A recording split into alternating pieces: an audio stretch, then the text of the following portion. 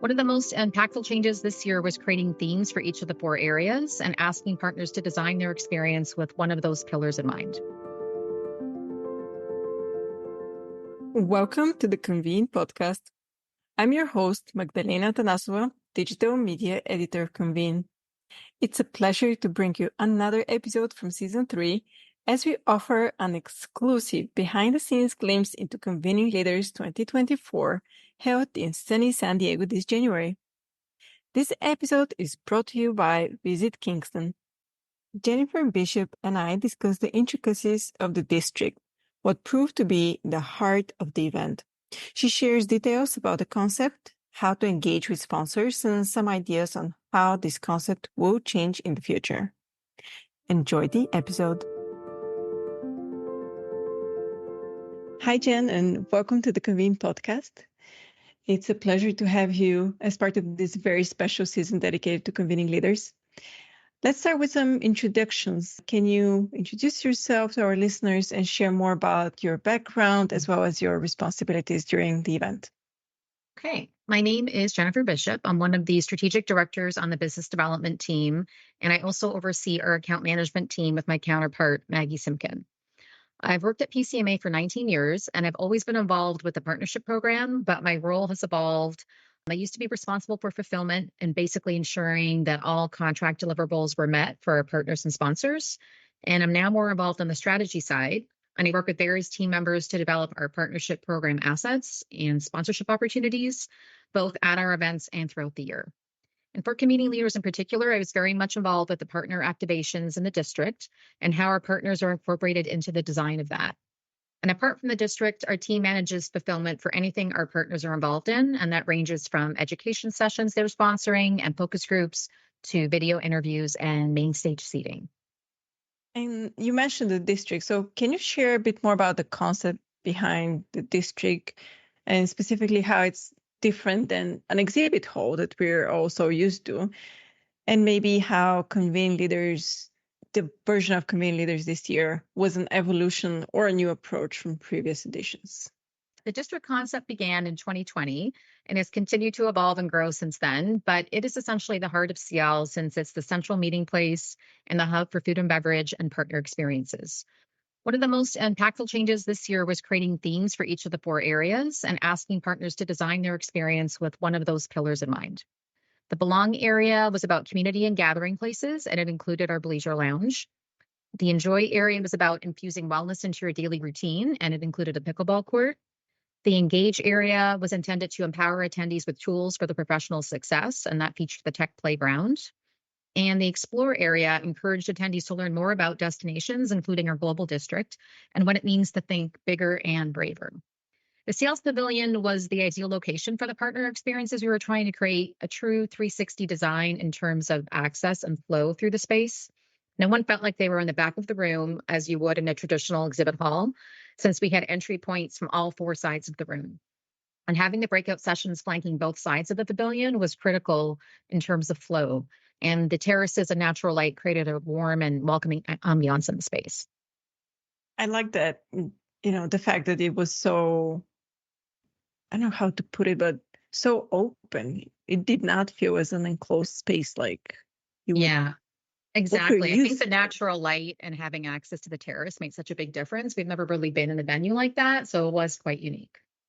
Yeah, and just crossing through it to get to the other side so you can attend some of the meetings, like you said. And the pavilion, just for those that were not on site, that's the area, right? Yeah, it is an exhibit hall, but it literally it has like sails on the ceiling, and there's natural light coming in through the north side and the south side with all glass windows around the whole space. So there literally weren't any walls.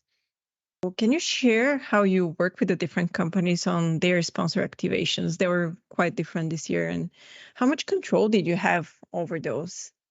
So in addition to asking partners to align with one of the district themes, we also requested that they design their activations with a 360-degree viewing. So they had to get creative and not bring a traditional booth to the conference.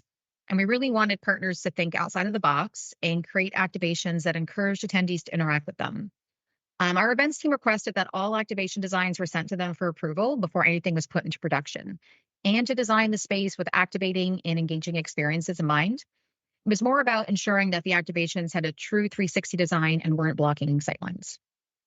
And I just want to stop you for that pickleball, because for me, as a person from Europe, I had so many questions. What the heck is pickleball and why is it there and what's going on? Right. Yeah. It's kind of a new fad that's really growing really quickly here in North America. And I think that was just a way to bring in the activity and the wellness aspect to that area of the district. People just kind of want to break and they want to move because at a conference, you're usually sitting down and you're, just still. And this was just about taking a little break, having a quick moment of exercise and just opening up your mind. And of course, we had some fun competitions, as you probably saw with Sheriff and the chair of Yeah. our board, the incoming chair. So it was a lot of fun. And pickleball is like tennis, but it's like in a small field. I don't know even how to Yeah, explain I've it to never played, people. to be honest. I know, it is similar to tennis, but there are some differences, but it can be contained. And the interesting thing is Seattle sponsored it and apparently is the home of pickleball where it all began. So they want to do that again during Business Events Industry Week. So it might be a growing thing you see at our events. I love that. We can popularize an actual sport at our Right. events. That would be quite fun. A word from our sponsor. Why plan a business event in Kingston, Ontario?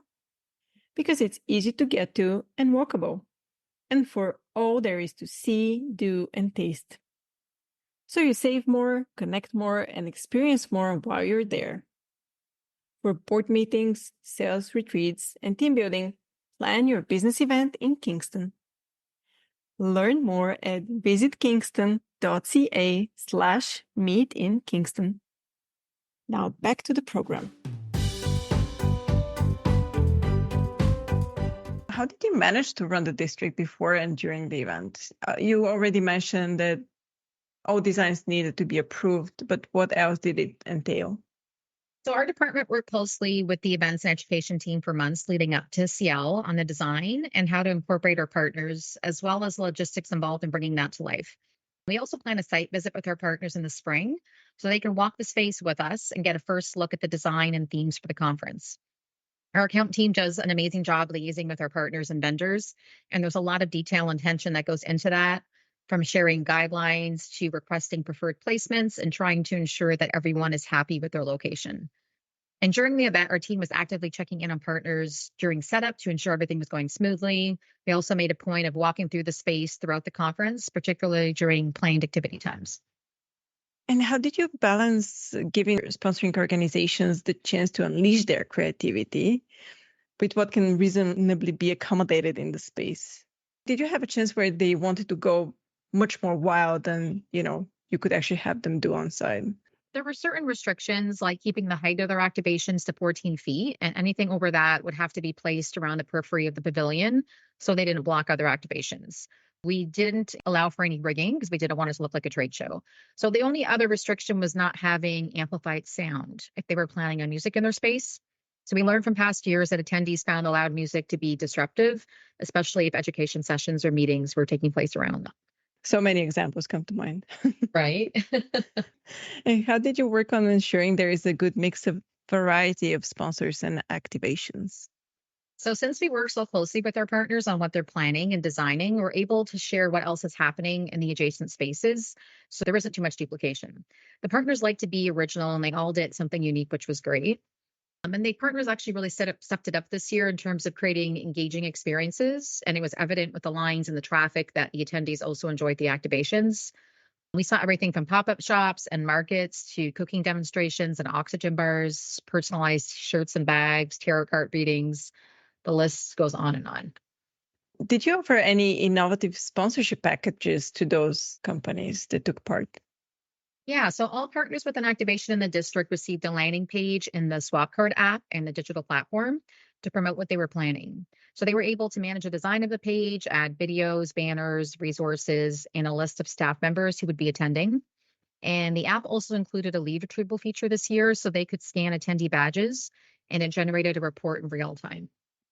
Do you have numbers from those reports that maybe you can speak on? Not specific. I know partners did say, though, like a lot of them about their overall experience, that they had like triple the amount of traffic in their space. And in the past, they were able to rent like an actual badge scanner, like a device. But this was great because everyone in the activation was able to just use their phone in the app and it could scan people as they came in. So I think it just gave them multiple opportunities to make sure that everybody was captured versus having one person hold a scanner.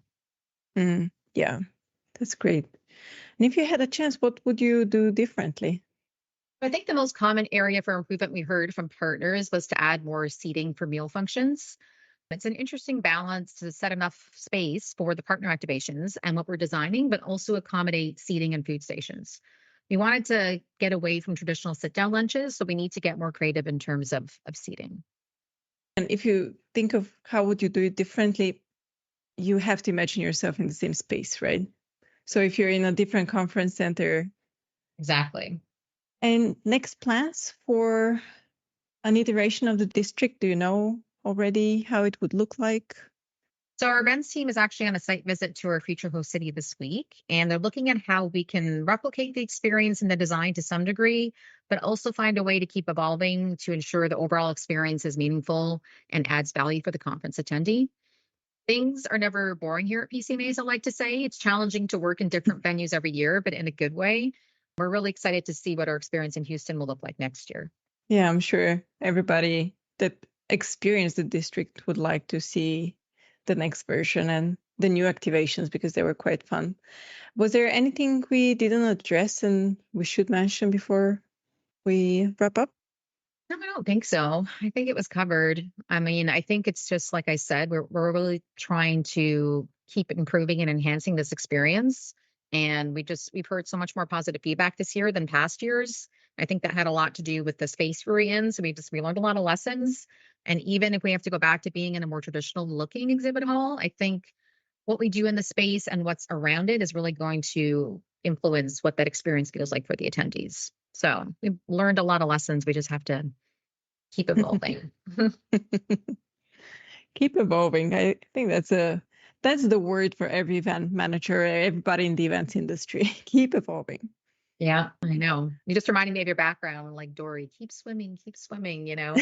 You have to always just keep moving forward. And it's interesting though. It's a challenge. So things truly are never status quo. Yeah, especially when you work with so many different companies and sponsors. Yeah. Thank you for this conversation, and I hope this answered a few questions to those of our listeners who attended or who just wanted to imagine what it was like. Thank you for the opportunity. It was great to be a part of it. Remember to subscribe to the Convene podcast on your favorite listening platform to stay updated with our latest episodes. We want to thank our sponsor, Visit Kingston.